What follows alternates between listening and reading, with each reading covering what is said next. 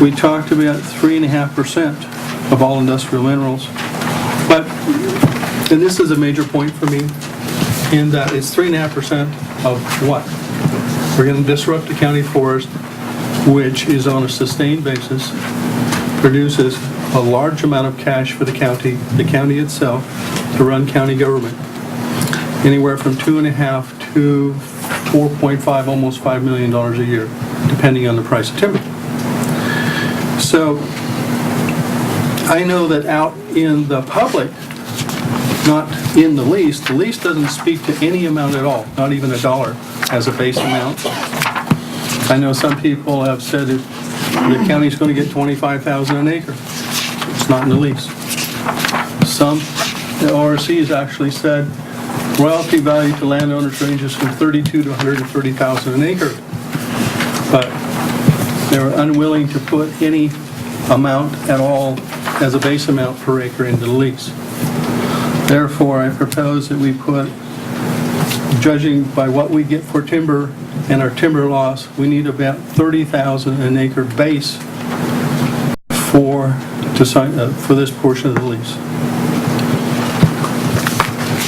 Nikki, you hear that?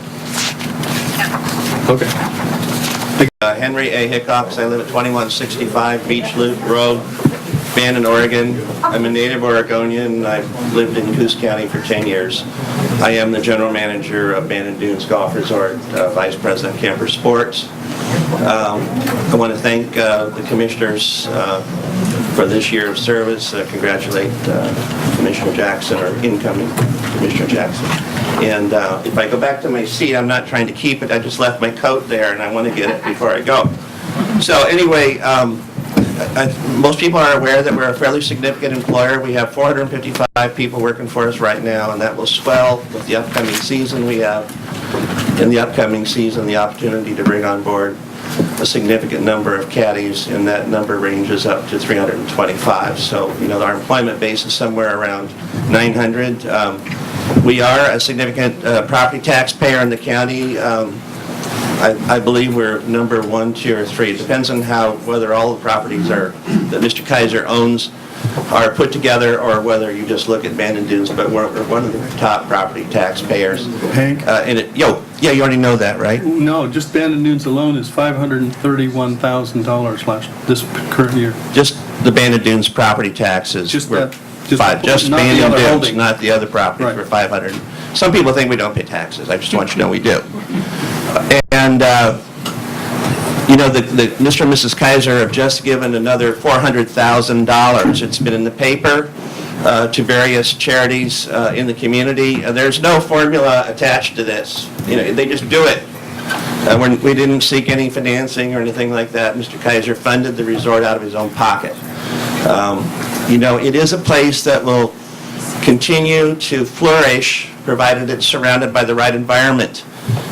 It is, having 4 courses that are ranked in the top 50 in the United States. That does, bring those visitors, 65% of whom come from outside the Pacific Northwest. That is real dollars into the economy here. It's not recycling our own dollars.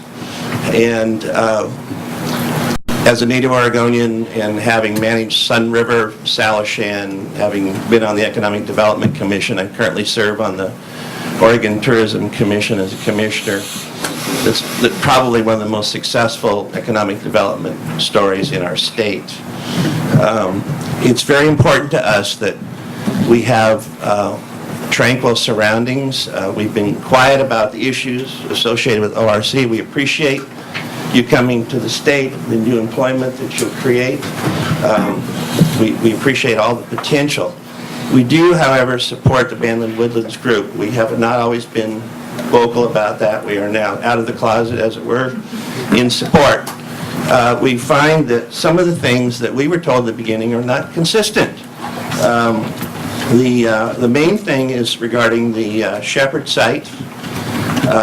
That site has not been removed from the mining activity roster, and it was our understanding when we first met with ORC that site would be removed, because it potentially could create disruption to our northernmost golf course. That's the new one, Old McDonald, ranked number 10 in its first year, thought to be one of the most unique golf courses in the world.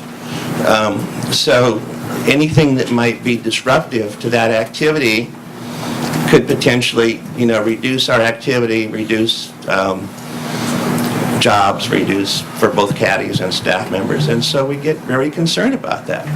And we don't generally weigh in. We don't like to be the 800-pound gorilla. We like to be a member of the community. We like to be good neighbors.